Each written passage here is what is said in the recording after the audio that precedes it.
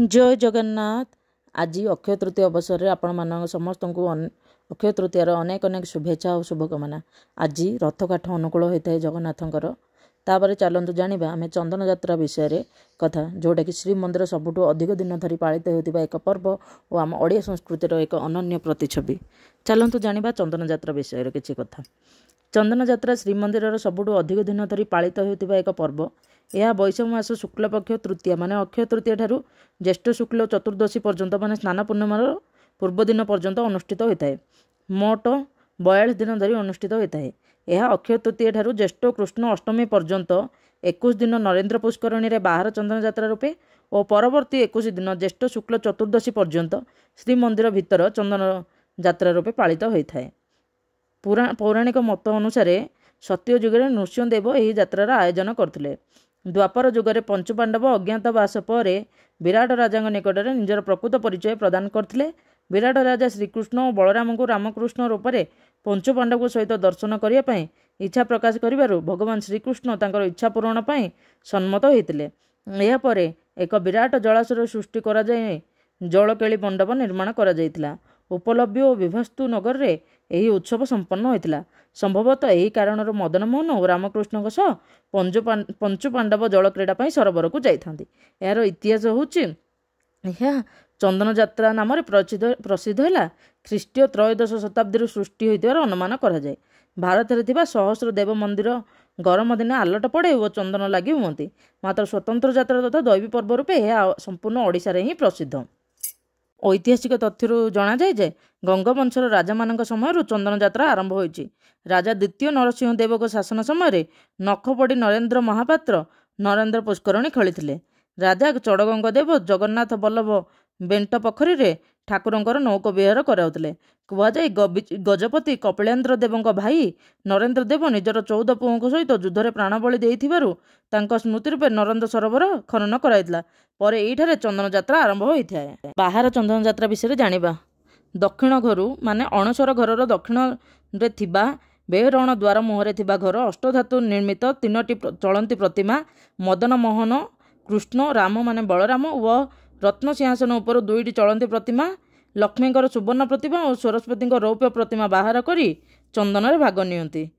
चंदन पटुआर समुदाय 10 गोटी चलंती प्रतिमा भाग करथांती। माने ता भितर सदृश मदन मोहन श्रीदेवी माने लक्ष्मी भूदेवी माने सरस्वती विमान पक्ष पालिंकी रे कृष्ण और बलराम आरोहण करती। पुणी अन्य 5 गोटी विमान रे पंचपांडव रूपे परित पंच महादेव माने श्री लोकनाथ श्री मार्कंडेश्वर श्री नीलकंठेश्वर श्री जम्बेश्वर और श्री कपाल मोचन विजय करते। चंदन यात्रा अवसर में होता बेश गुड़ाक है नटवर वेश हरिजन्म राजाधिराज वेश खटदली वेश गमती कृष्ण वेश बच्छाचारण बच्छाहरण अघासुर चक्रनारायण नाबकेली राहास मंडल वैशाख शुक्ल चतुर्थी नृसिंह जन्मतिथि होती यही दिन कौन बेश कराए ना। तापर अच्छे कंदर्प वेश षडभुज गौरांग वेश रघुनाथ वेश गिरिपूजा वेश गिरिटेका वेश वस्त्रहरण वेश चिंतामणि कृष्ण वेश माने मदन मोहन वेश तापर गज उदाहरण वेश कुंज बिहारी वेश। भौरी चंदन यात्रार शेष दिन 21 दिन माने बाहर चंदन यात्रार शेष दिन को भौरी हुए। भौरी दिन 21 थर चाप करथांती। तापर भीतर चंदन यात्रा रे बाहर चंदन यात्रा पर मंदिर रे 21 दिन धरी भीतर चंदन यात्रा मध्य अनुष्ठित होता है। एठी आलट लगी चंदन लगी नीति संपन्न होता है। यह मध्यरु ज्येष्ठ कृष्ण एकादशी सावित्री अमावास्या शीतल षष्ठी और रुक्मिणी हरण एकादशी रे प्रभुंकर जल क्रीड़ा नीति संपन्न होता है। एतरे श्रीमदन मोहन श्रीदेवी और भूदेवी रोहिणी कुंड निकटस्थ जल क्रीड़ा मंडप को जाई सेठारे सुभाषित जलकुंड रे विहार करथांती। चंदन प्रिय जगन्नाथ श्री मंदिर रे मुक्ति मंडप निकट 8 फुट प्रस्थ 12 फुट दैर्घ्य विशिष्ट चंदन घर अच्छी। एठारे नीति दिन 442 ग्राम ओजनर चंदन घाट घरा जाए।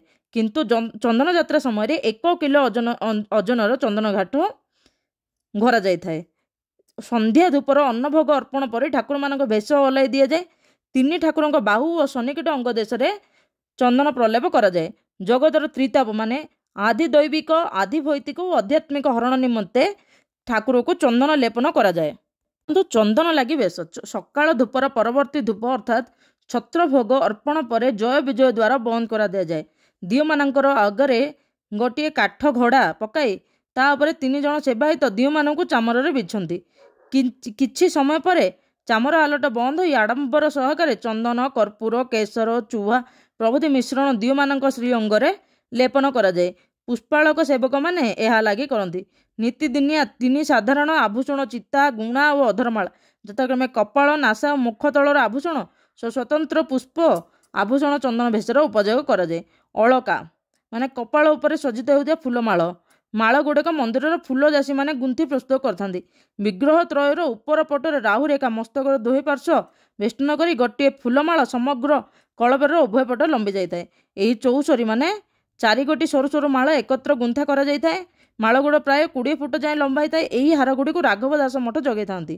ଆଉ କେଉଁ ମନ୍ଦିରରେ ଚନ୍ଦନ ଯାତ୍ରା ହୁଏ?